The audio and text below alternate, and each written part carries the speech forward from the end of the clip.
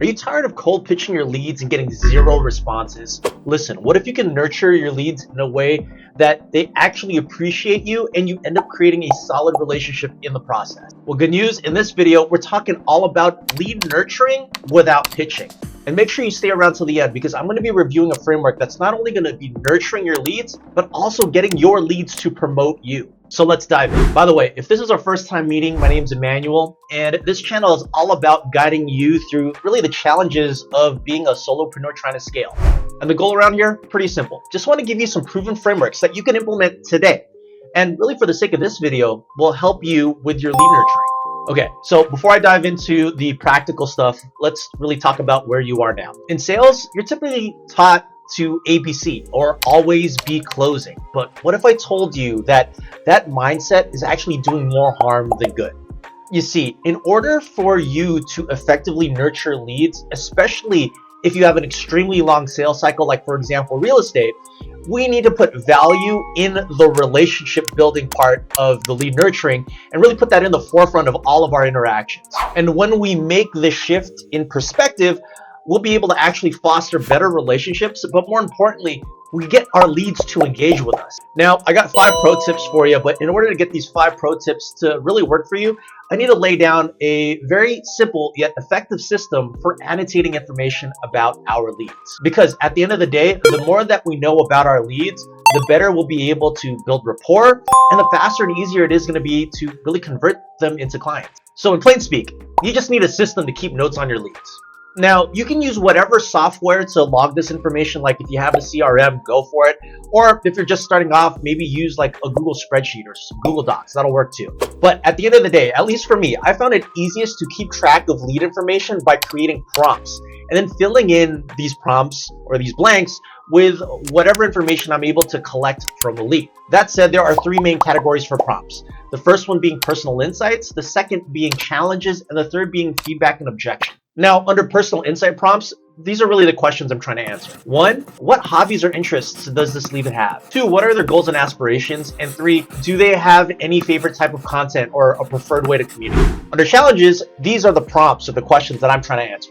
What specific problems are they facing in their business or in their personal life right now? And are any of these obstacles preventing them from using my service? What feedback or objections do they have about my service or my industry? And lastly, what are some common misconceptions that they have? And this makes it a lot easier to make these 5 tips that I'm going to break down for you really work for you in the future. Now that we've talked about note taking and we have a system in place, let's dive into these tips, or I like to call them frameworks, that will help you nurture your leads really without pitching your services. And remember, the goal of this is to make sure that we're engaging and building trust and rapport and staying top of mind, because eventually they're going to raise their hand and ask for our help. First framework I want to talk about, it's the value first framework. This framework focuses on providing genuine value to your leads before you ask for anything in return. And the implementation for this one, it's pretty simple.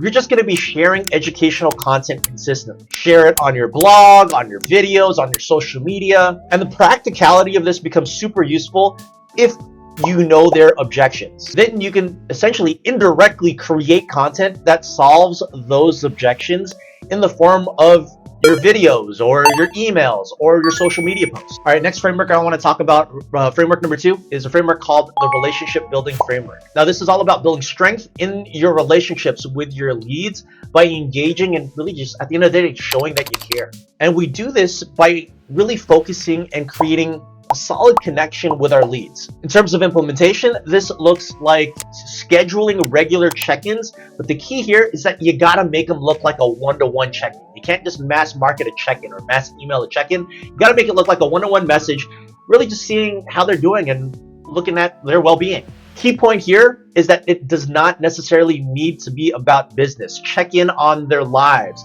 Show that we care about them. And it's super useful if we have information about their hobbies and their interests. That way we can leverage that information to maintain a conversation. A little pro tip strategy here is to find them and friend them on social media, and then like and comment on their posts. This just adds another layer to really strengthen the relationship between you and that lead. The next tip or framework I want to cover is called the empathy framework. Now, this is all about making sure our leads know that we generally understand their fears, frustrations, aspirations, and their goals. And the formula for this really starts with active listening.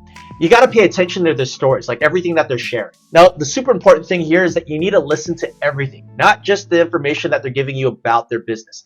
Pay attention to also what they're posting on social media as well. And in terms of implementation, the trick here is to actually repeat back what they're saying and then paraphrase a situation that you faced that was very similar to theirs. And then you're going to want to add some sort of insight onto the outcome of your situation. All right, the next framework number 4, is called the exclusive invitation framework. And the goal is that we want to make our leads feel like they're given like super exclusive access to something cool.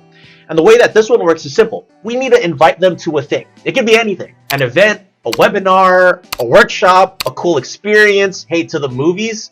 We just need to make them feel included. And we do this by sending them a personal message to invite them to our exclusive event.